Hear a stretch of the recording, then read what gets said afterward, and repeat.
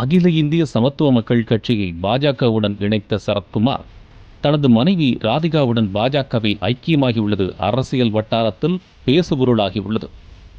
தேர்தல் என்றாலே பரபரப்புக்கு பஞ்சம் இருக்காது. மாறும் கூட்டணி, தொகுதி பங்கீட்டில் இழுபறி என தலைப்புச் செய்திகள் வரிசை கட்டி வரும்.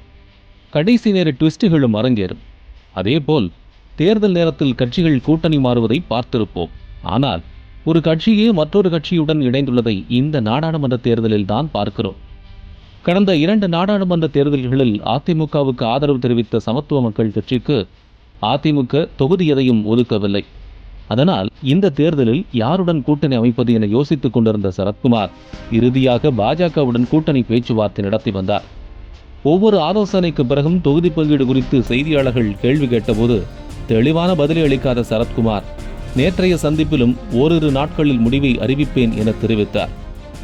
ஒவ்வொரு முறை தேர்தல் வரும்போதும் பத்திரிகையாளரும் சரி, இயக்கத்தின் சகோதரரும் சரி, பிற கட்சிகளும் சரி, எத்தனை சீட் நிற்க போறீங்க, யாரோட கூட்டணி, இது மனதை தாக்கி கொண்டிருந்த இரவு நேரத்தில். அப்ப இயக்கம் ஆரம்பிச்சோன்னா எந்த இடத்துல கூட்டணி, எந்த இடத்துல எவ்வளவு சீட்டு கொடுப்பாங்க, என்ன டிமாண்ட் வைக்கிறது மட்டும்தான் அரசியல்.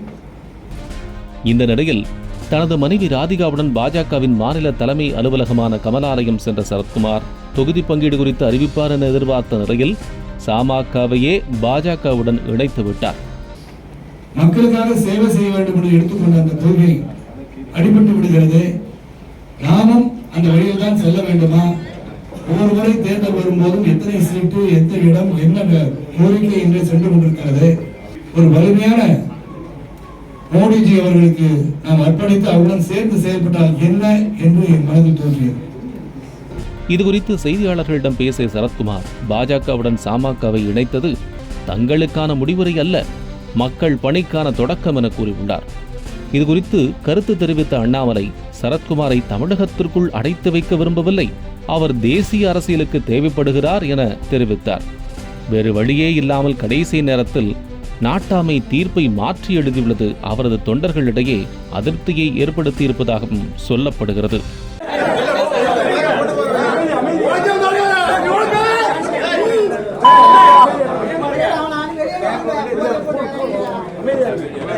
Gracias.